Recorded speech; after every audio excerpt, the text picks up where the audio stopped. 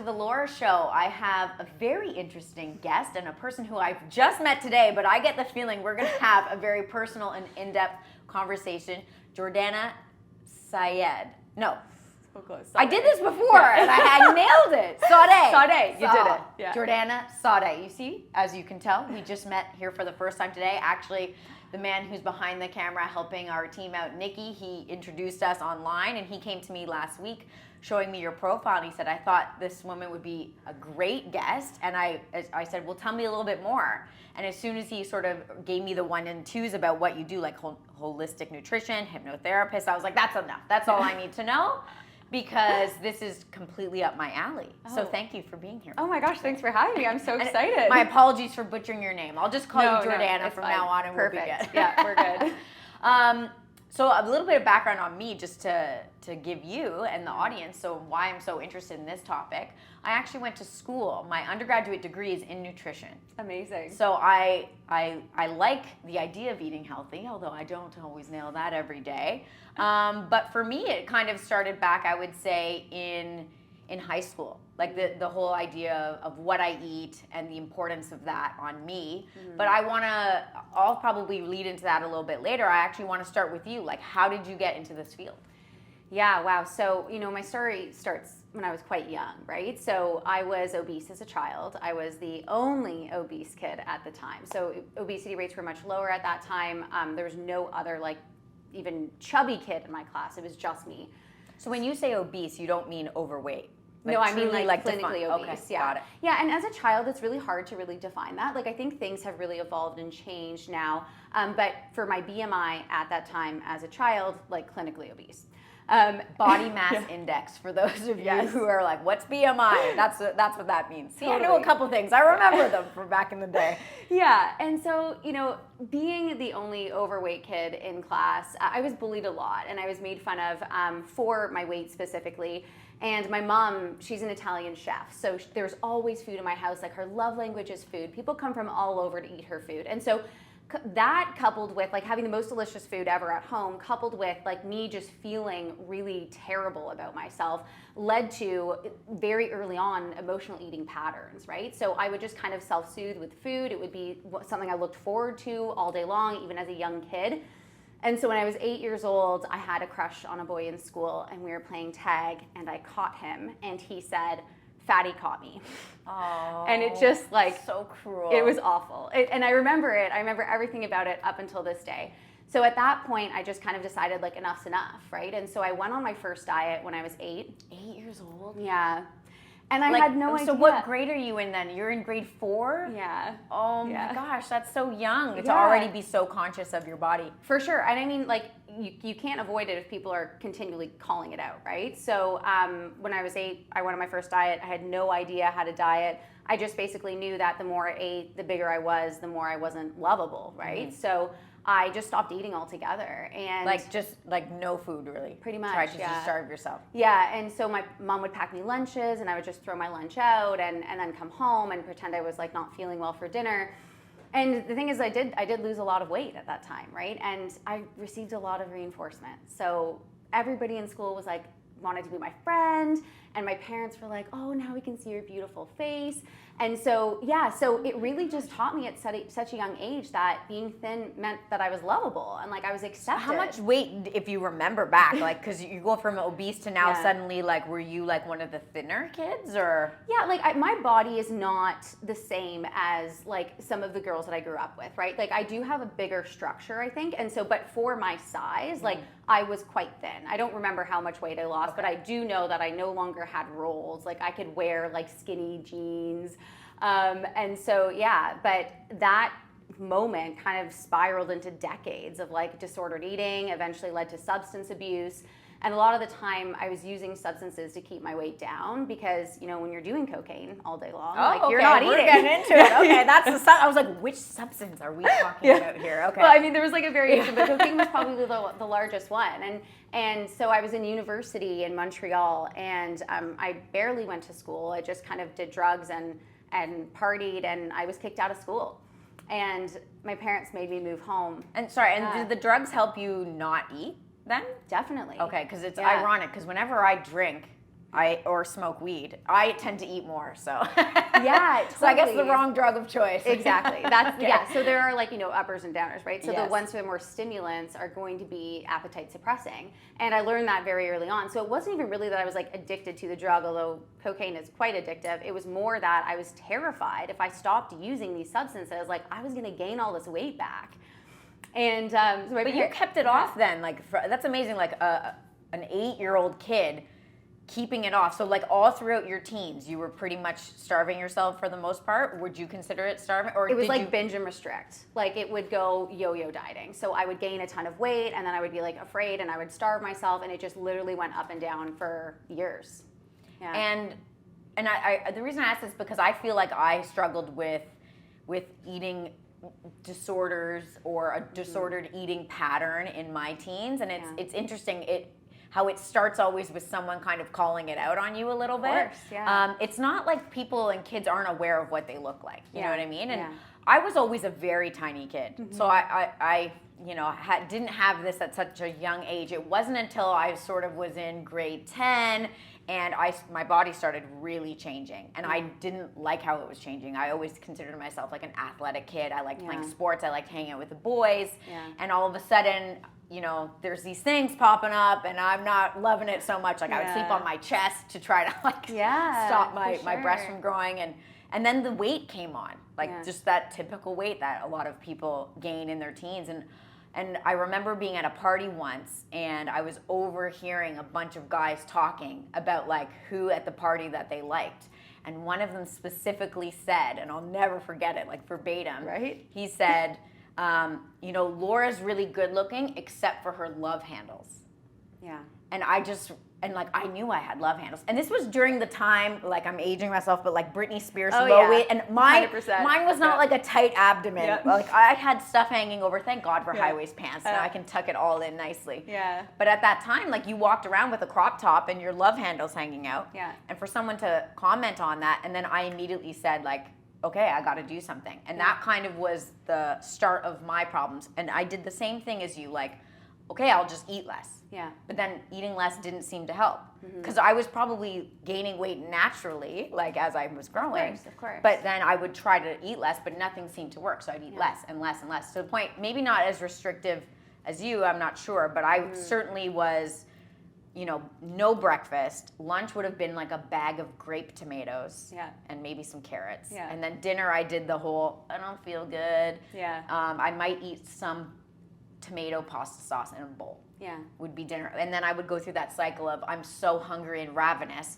that as soon as my lips touched a cracker, a piece of cheese, anything outside of my very restrictive diet, I'd completely snowball and then just eat everything in sight. And my parents would see this too and say it was never my parents who said anything like, Laura, you're putting on weight, but they were concerned. They could see the eating issues, and my parents had the other issues where they always kind of struggled with being a little bit overweight. Yeah. And now they see someone who is kind of trying so intensely to do the opposite. It really consumed me. So it was hard to focus on school, right? Did you feel the same? I got kicked out of school, so right? And so, and you made so many really good points.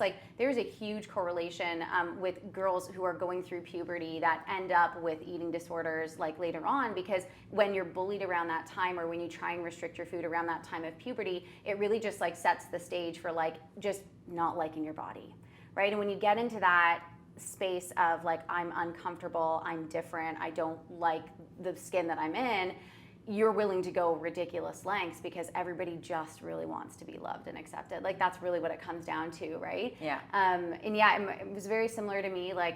Every day was kind of different, but for me, especially in high school, it was breakfast was 2 pills of MDMA and call it a day. That was it, so I would do ridiculous things just to keep my weight down. And when I had gotten kicked out of school and my parents made me move back home where all of the food lived again, I no longer really had access to things like cocaine or these harder drugs, I started eating and drinking a lot, right? So the addiction kind of went from one thing to the next. And then at that point in my life, I was 21 and I got pregnant, and that baby saved my life. Oh. Yeah, because I couldn't use any of the substances anymore. Yes. Right? And so, but I noticed in that pregnancy that I was eating food in a very addictive way that I would have engaged in with substances. And so at that point, that's where I was like, I have to get down to the bottom of my eating disorder. So I went to become a nutritionist. I graduated as valedictorian, first class honors, and it actually made my whole eating disorder so much worse because.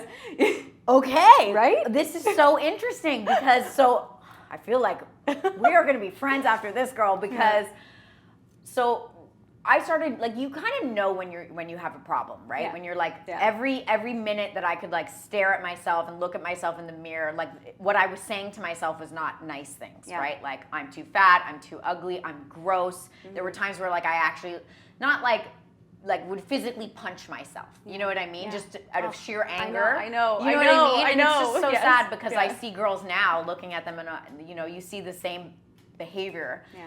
And at one point, my mom woke up in the middle of the night and I was just like in tears at the kitchen table, and she said, "What's going on? Like, what do you need?" And I said, "I need help. Like, this is now a problem." Yeah. I was scared to get help because I thought the help would make me Gain weight. Gain Of weight. course. So I was like, it's Yeah. weird, right? Because I don't want to gain weight, but I know I need help. Yeah. The help's going to make me gain weight. Yeah. And so I went to a nutritionist, my doctor first, who tried to get me into a clinic. But Yeah. to get into like an eating disorder clinic, it's not an actually easy thing to do, at least at this time. Maybe it's different now. But you have to almost qualify to get in. Yeah. And what unfortunately they told me at the time, and this is why I use the term disordered eating, because I've never been diagnosed with an eating disorder, so I Yeah. don't know how else to say it. Yeah. Because they essentially said that my eating patterns weren't bad enough to qualify me as a person who had an eating disorder. So I was like, I'm not even good at this. Yeah. Like, my eating disorder isn't even good enough. Like, Yeah. to get, Yeah. like, I'm miserable here. I'm depressed. I'm not seeing friends. I'm not doing the things that I used to enjoy. Yeah. And now you're telling me I can't even get the help I needed. So I kind of took matters into my own hands, and I decided to go to school for nutrition, thinking this would be the answer to all my problems, which of course only made the problem worse. So how did you going to school make the problem worse for you? Well, because then you actually learn what all of these bad foods are doing to you, right? And so like I became terrified of like anything with carbohydrates, anything with sugar. Like I like diagnosed myself with candida, parasites, like anything that would like require deep cleansing, detoxing all the time. But that's not what they would have taught you necessarily in school. Yeah, like I recall yeah. them like never like, or at least when I, my degree, they weren't like carbohydrates are bad. Yeah. But did you just take the bad things from it? I think that it's like selective learning, right? Gotcha. So, but we did learn a lot how not just all carbohydrates. Like I'm not afraid of apples, right? But anything that's like processed, GMO, like or not, like it became so like orthorexia is really the term where you became so hyper focused on like everything has to be so clean, whatever. That It's called orthorexia? Orthorexia. Oh, okay. Yeah, Interesting. I had that on here. I was like, what's too obsessed mean? It's Yeah. my note. Like, what's the word? Orthorexia. Okay. Exactly. Yeah. And so, and then also then too, like we did learn a lot about like digestive disorders, like pathogens like parasites and candida, where when you have these pathogens, you can't have things like anything with sugar, whatever. So I went on a really low carb diet for a really long time. And that will really mess up your metabolism. Was your metabolism, or did you have any health consequences of what you had been doing to yourself previously? Like living that many years really on a restrictive calorie intake diet. Yeah. And of course all the substance abuse. Did you already have issues or? Yeah, like I mean, I would think so. I was also like a binge and purger, not through vomiting, but through over exercising. And so I would like anything that I would have, I would just like punish myself at the gym for the next couple of days. So, but I did feel that if I even just smelled a cookie, like I would gain weight, right? And that's actually not a very typical thing. Like now, of course, I can eat really whatever I want, and it doesn't, like the scale doesn't really move. But you have to like retrain the body to do that, because when you're so restricted for so long, like the body literally thinks like I'm in danger. And if the body thinks I'm in danger, like it's gonna store everything, because it's like, what if I'm stranded and have no access to food? And so a lot of the time, and this is kind of like how I ended up what I'm doing now, but a lot of the time these like restrictive diets actually just lead to overconsumption and lead to the body like not being able to work through the food in a very normal way, right? But yeah, I got hired right out of school to work with a medical doctor. So him and I created this beautiful obesity clinic. We saw so many people, but at the end of the day, like nobody wakes up and says, I want to be fat. It's not a choice, right? we all know what's healthy and what's not, but there's a huge population of people who just choose the unhealthy option anyways. Right. And why does that happen? Well, this is the whole thing, right? This is my whole career. And so I was working in this clinic and I was giving out meal plans over and over again. Nobody's losing weight. I'm like, no one listens, right? I'm struggling too with like, okay, during the day I would have like no sugar at all, but then if if we have a little bit of ice cream at home, I have one bite, I can't stop, right? And so I was like, there's more to this. So that's when I went back to school to pursue like further education, master's, PhD in behavioral neuropsychology. And once I understood that brain behavior activity, that's actually when I started to understand like why people lose control around food, and that's really when we start to use food like it is a substance, right? Like it no longer becomes eat when I'm hungry, stop when I'm full. It's like this compulsion to overconsume, and it really comes from restricting for so many years. And it's like you almost use it as a punishment tool for yourself too. Of course. Right? Yeah. So I always found in high stress situations, if I was hard on myself with school about getting like straight A's. If I didn't get those A's, like I would eat, or the fear of not getting the A even made me eat. But then that made me feel worse. Then I couldn't concentrate on studying. So it's funny how it really impacts you in like a full way. Like it's your whole life becomes so obsessed with it. It's interesting because it wasn't until I left university I decided I'm not going to pursue this as a career. Yeah. And I feel like that was the thing that actually saved me in a way. Yeah, I believe it. You and I obviously went down different paths, but just not talking about it and not thinking about it and being so busy with a different career. Yeah. I went into the fashion career a little bit for a while, and which probably had its cons as well, but baby steps toward healing.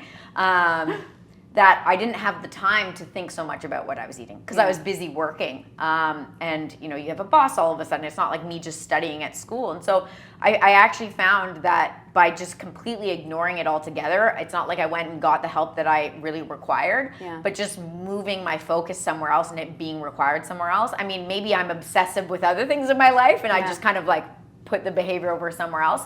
But that to me was kind of the way I healed, just by like, it just naturally became not as big a deal anymore. And it's funny because now I'm in my late 30s, and I would say probably for at least 10 to 12 years, like I really have, it's not that prominent in my brain. Like I really don't think about it.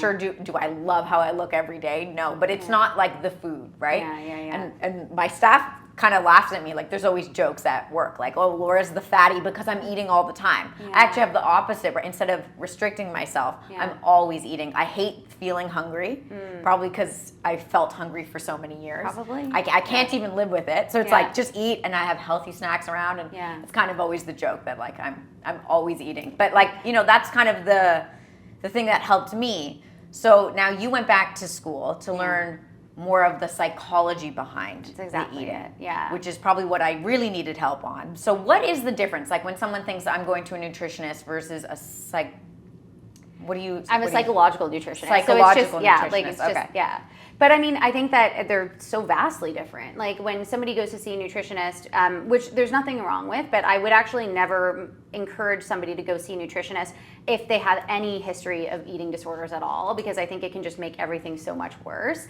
But don't you think, like, if anyone is seeing a nutritionist, usually it's because I'm overweight, I need to lose weight, I'm too thin, I need to gain weight. I mean, unless it's like from a real illness, right? Like perhaps it's I've been diagnosed with cancer and I need to eat a little bit better. Or like, but most people do have some type of psychological reasoning to going, wouldn't you say? And that's actually like why I kind of came out of that field and pursued further education, so I can really help people, because we can't ignore the like nutrition stuff. Like I can't tell you, yes, you can eat chocolate bars all day and you'll be not overweight. Like of course, right? But if we all actually know what's healthy and what's not, like nobody, I mean, there is maybe a population of people that are just like, there's so much information, right? So it gets confusing. Do we follow high carb, low carb, paleo, whatever, you know? Yes. And so being able to clarify that I think is important. But the other key here is like, okay, if we know what's healthy and what's not, like why do we keep engaging in self-sabotage, right? And you said it so perfectly. You were like,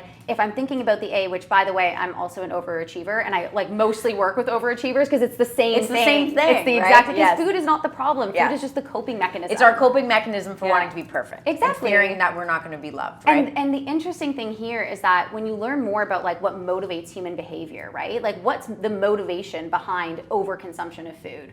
And really what motivates human behavior is like when our daily behaviors match our deepest beliefs about ourselves.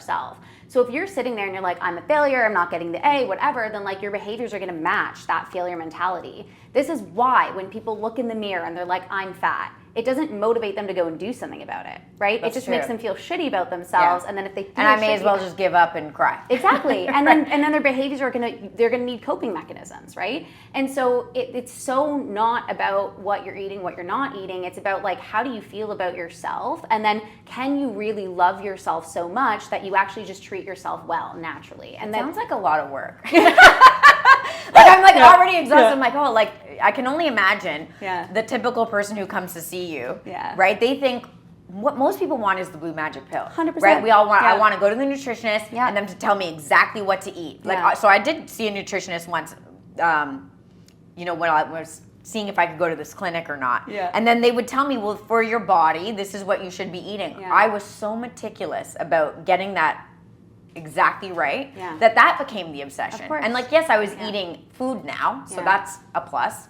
But like it was, you know, Laura, you should be having 5 grains in a day. You better be damn sure I had 5 and no more. And like 7 fruits and vegetables. And like I measured everything. I weighed all my food. So it's just like another way. It's just another obsession that kind of comes out of it. And so I feel like when people come to you, they want something specific. Like, right? Like, tell me what to eat. It's like, you hear it all the time now. It's like, is it goji berries? Should I just be having goji berries all the time and that's going to save me? Oh, now it's mushrooms and now it's cocoa and now it's...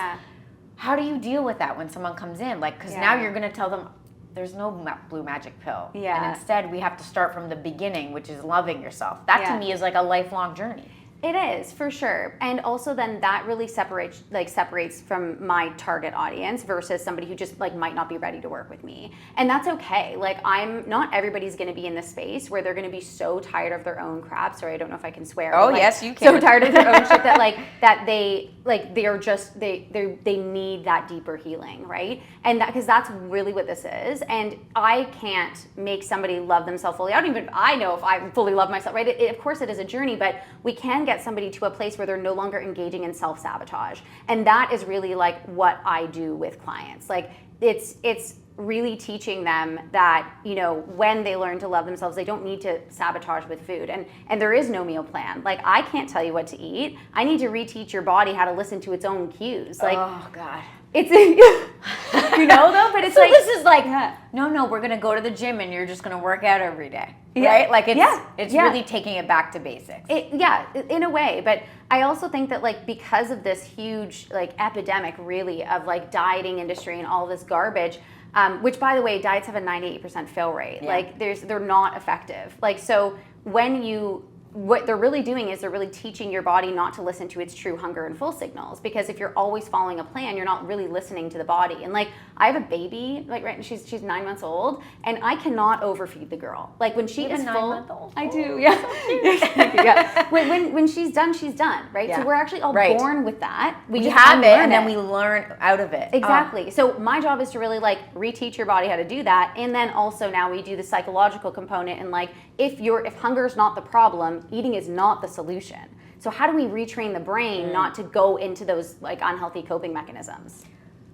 So someone comes in, like how would someone know that they need help? Oh, I think, like, yeah. So my main target audience is people who identify with being a food addict, people who identify with a binge eater, people who identify with emotional eating. If you have like 5 to 10 pounds to lose, you're not my target audience. Like I'm working with people who are like, I'm a slave to food. I'm a prisoner of food. I can't stop over consuming. And what about the opposite? Do you work with people who undereat or no? Okay. No, I mean, like I think that's a part of the binge and restrict cycle, but for somebody who is just like full blown anorexic and doesn't consume any food at all, like that's not my niche. So I refer out all the time, but yeah.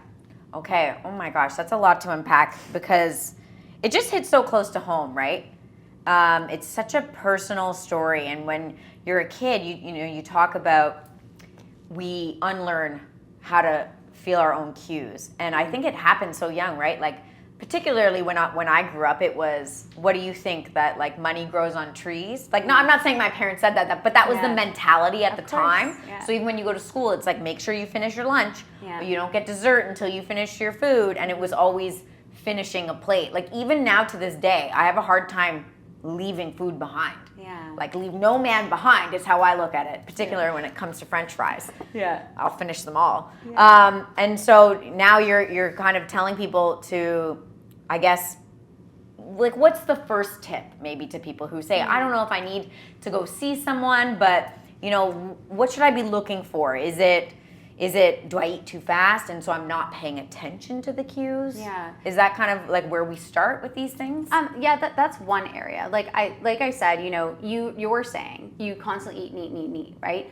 But if you were like, this is a really big problem and I really want to change this about myself, then you would go and seek out help. Like if you eat and you don't think it's a problem, like we don't have a problem here. Right. Right? Like it's all about your perception. It's only a problem if I think it's a problem. Exactly. and I think that's kind of like a big part of food psychology. Like if you're eating the donut and you're thinking that's going straight to my ass, it is. Like you're literally telling your body what to do with it. Whereas there's a big population of people who've never had to worry about what they're eating, what they're not eating, and they can eat whatever they want and not gain weight. God bless those people. Right? But that's because they think about it differently. Right. Like there is no genetic code that says this person's going to be overweight, this person's not. That does not exist. People think that though. Yeah. No, right? But absolutely. Yeah. I hear it all the time. Well, it's just my genes, it's just my genes. There is no gene that leads to weight gain, right? The only thing that can lead to weight gain from a genetic perspective is like the phenome, is the environment, is the epigenetics. Right? So if you're in an environment that is conductive of weight gain, you are going to gain weight, but then this has nothing to do with the gene, right? Okay. And so I think that,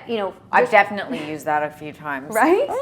Guilty. So but just to give you an answer to your question where you said, like kind of like where do we start, right? So I think the biggest issue that most people have is that they eat when they're really not hungry, right? And there's a lot of like, whether or not you identify with being a food addict or emotional eating, like there are, I think most people can identify with the fact that like they might snack all day or like they might not be able to stop once they open a bag of chips. And so I have this like one tip that I give everybody, and it's really great. It's called the broccoli test. Okay. And so if you're wondering, if I don't want to eat the broccoli, I'm not hungry. it's pretty much it. Yeah. Like if you're hungry, you ask yourself, would I eat raw broccoli right now? Right. And if the answer is no, then like you don't really need to eat, right? Like that's you're just responding to a craving rather than like true hunger cues. Got it. Yeah. I do like broccoli, but dipped in hummus particularly. Yeah. Okay. So broccoli on its own, raw broccoli on its own. If I don't want to eat it, then I'm probably not that hungry. Then it's likely a craving. And really what a craving is it's just your brain saying like, hey, I want to feel something. Like it's not actually related to survival or real hunger at all. It's just your brain being like, I want to feel better. So like give me something that's going to release dopamine.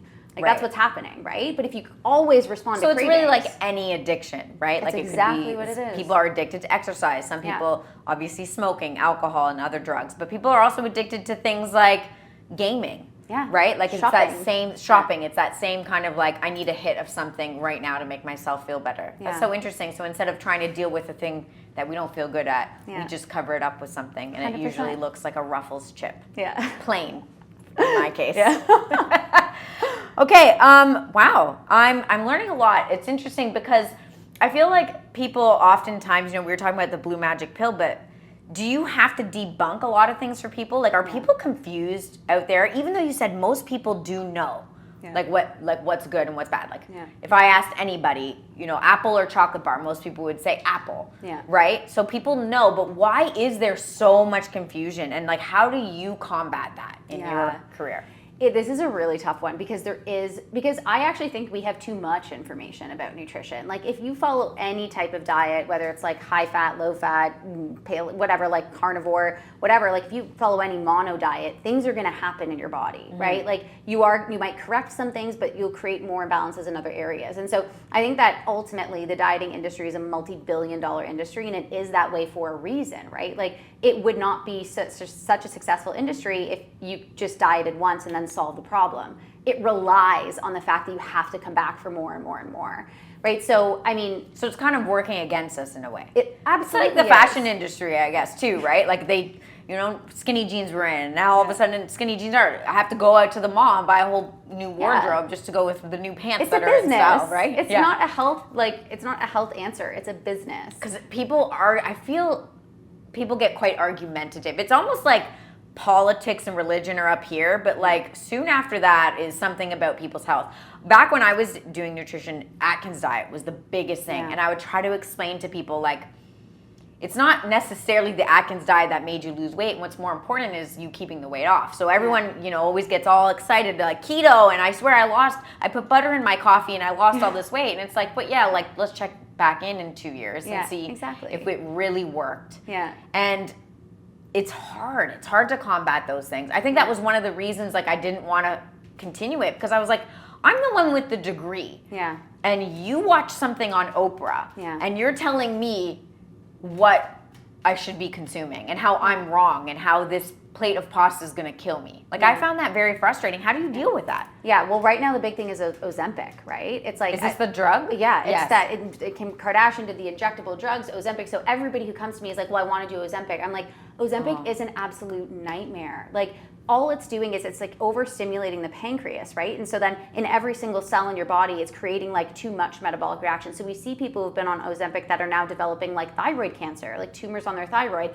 or aging more quickly because it's like speeding up the metabolic process, right? And so like there is the unintended law of consequence for everything that you do. There is no magic pill, especially when it comes down to like if you've lost and regained weight multiple times. Like you just had a baby and you need to like let go of the baby weight. Like that's a different situation than the constant up and down spiraling diets, yo-yo, you know what I mean? Yeah. And so if your case is the yo-yo dieting, you've tried and failed so many times, like it no longer is about what you're doing, it's about why.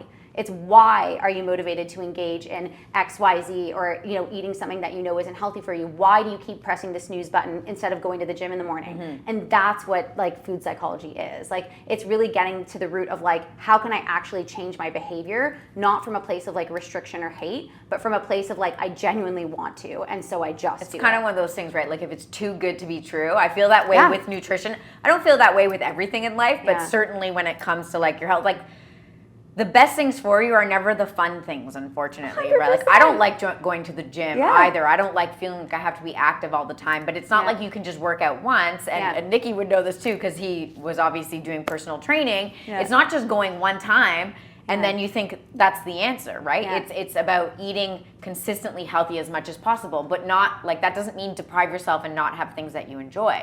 Yeah. So people come into you and what is it, like multiple rounds of therapy sessions where you're like, let's start at your childhood. Yeah. So, because that's where we started here today. So I feel like that actually is a good tell. Yeah, like there definitely is a huge component of inner child work because you just like if the child is where we experience all the trauma and encode the trauma, right? Anything that happens as an adult that has not happened in childhood usually does not become a disorder. Like the brain can like work its way through it. However, like, so I have a signature program, right? So you're working with me, if you're gonna work with me in a one-on-one capacity, it's 4 months. If you're working with me in a group format, it's 6 months. So this is not like a What do you mean a group format? Like you go to like a place of work and work with multiple people? No, like I have my whole practice is virtual, but like I'll have like little groups of people. Cause like I can't work one-on-one with everybody. Right. Like it's only so many hours in the day. Exactly. Yeah. Right. And so, so I have like private coaching and group coaching, but in both areas, you're going to get my signature program. And so what we're really doing is like in the beginning, I have to do an intake. Like I have to understand exactly what happened to you. Like why did you end up here? And then we debunk the food stuff, and then we do the inner child healing, and then we do the like, okay, now how, like the coping mechanisms, how do we retrain the brain out of self-sabotage? And so it has all these steps, right? And hypnotherapy is part of this. Hypnotherapy is a huge part of it. So this is interesting because, now I'll take you back again. I actually saw a psychologist because my mom said, well, they're not taking you in at the eating disorder clinic, so let's have you sit with a psychologist. And this psychologist, part of what he did was hypnotherapy. Now, for me at that time in my life, I would have been 18 years old. I guess I just wasn't very open to it. Yeah, for sure. I think it's always something in life like where when you're open to change and you're open to an experience, that's when things will work. Yeah. And so I remember I went and saw him I think only twice, and I was like, I'm not down for this hypnotherapy stuff. Yeah, like, fair. But interestingly, like some kind of cool stuff came out of it. But like I just wasn't I wasn't available for it. Yeah. So tell me like part of the process do you put that in? Yeah, so one-on-one, like it's a very custom hypnotherapy experience. When you're working in group formats, it's all like pre-recorded, just like typical hypnotherapy like tracks that I would use with my one-on-one clients, or that I think is relevant. But hypnotherapy is one of those things where it's like, if you don't buy into it, it's not going to work. Like it's about like changing the subconscious mind, right? Yeah. And so the subconscious mind is where we have all of our habits and where we have all of our automated behavior. And so you have an unhealthy habit or you have a coping mechanism, we need to change it from the I am level. We can't just, you want to lose weight, but you hate yourself. A diet's not going to help you. Like you'll lose weight temporarily, you'll gain it back, right? So you have to change from the I am level. And that really means getting into the subconscious. Well, and aren't there studies, I think, that were done that they actually rated people's happiness before they lost weight and after, and the majority of people who lose weight actually report being less happy afterwards. I think because they realized, I thought it was the weight the whole time, and now I'm just stuck with my skinnier self and I still hate myself. Yeah, and right? in that case, it's never enough too. It's like the weight loss is like, well, there needs to be more, right? We're constantly in fixing. It's that perfectionism.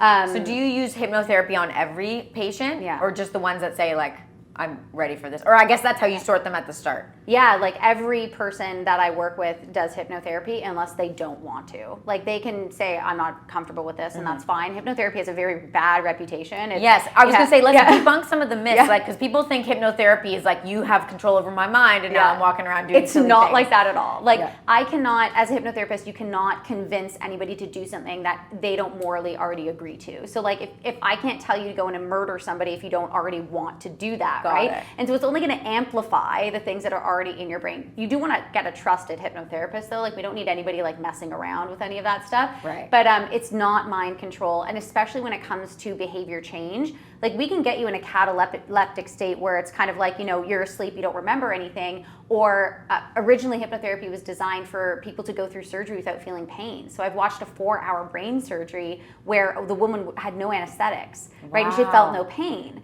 right? And so hypnotherapy can do some really cool stuff, but when it comes to behavior change, I need just somewhat active. So like your brain needs to actually listen and understand it. It can't be like completely asleep. So it really is like guided meditation. That's what it feels like. That's what it's going to sound like. I'm going to take you through a visualization. I'm going to be like, look in the mirror. How do you see yourself?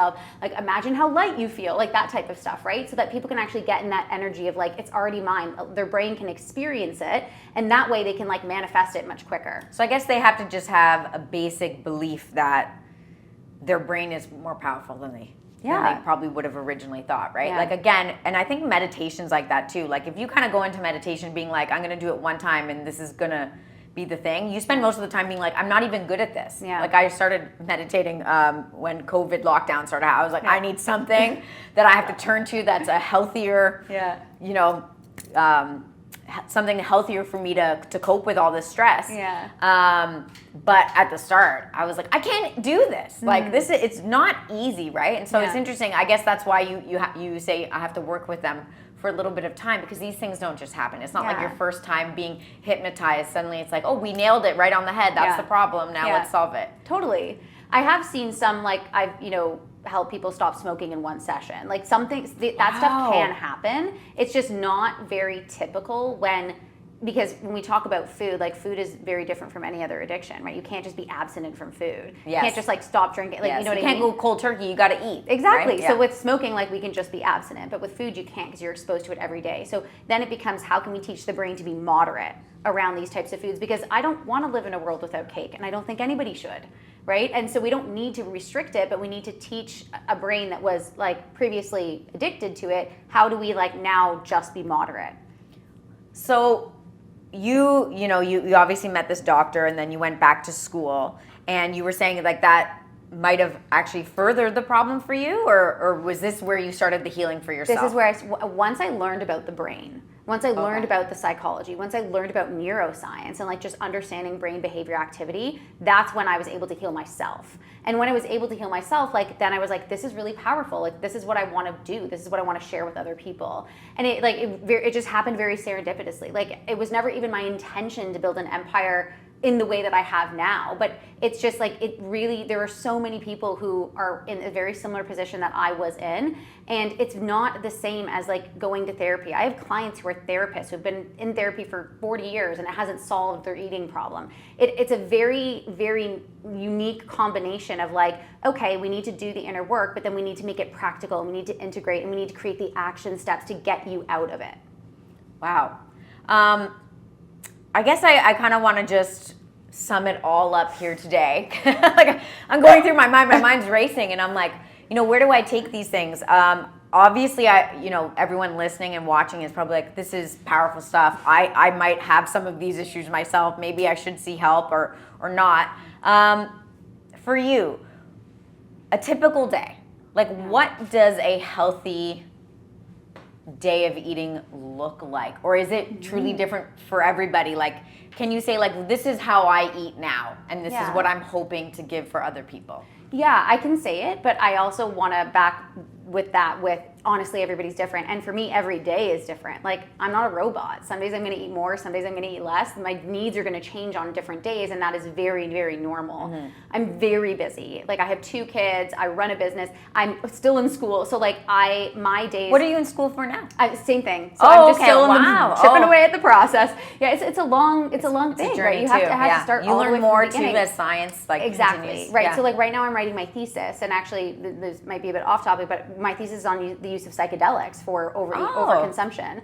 And because it's like, it's so powerful in the addiction world, now can we like generalize that to food addiction? So that's where a huge focus of mine is now. But so can you give us like can you tell us what's in the thesis? Like, yeah, absolutely. Does it work? Like, should I be like first one on the psychedelic program? It really does work. There are so many different factors that make it valid or lasting though, right? So, do we have a macro dose versus microdosing all day long? But in 100% of my participants, 100%. That like never happens in science. Every single one of them, their appetite was reduced while on the psychedelic. A microdose or a macro? Both. Right? But then now with some of them, the macro dose changed their eating behavior long term, like up to a year later. Yeah. And with others, like especially in the microdose, when they stop taking the microdosing, the appetite comes back. So like long story short, there's a need for future research. But right. Like, I figured that's what was coming from it. Yes. Yeah. Yes. That's how most theses, end, right? Well, like, we need more information, but that's so interesting. That's like very cutting edge here, folks.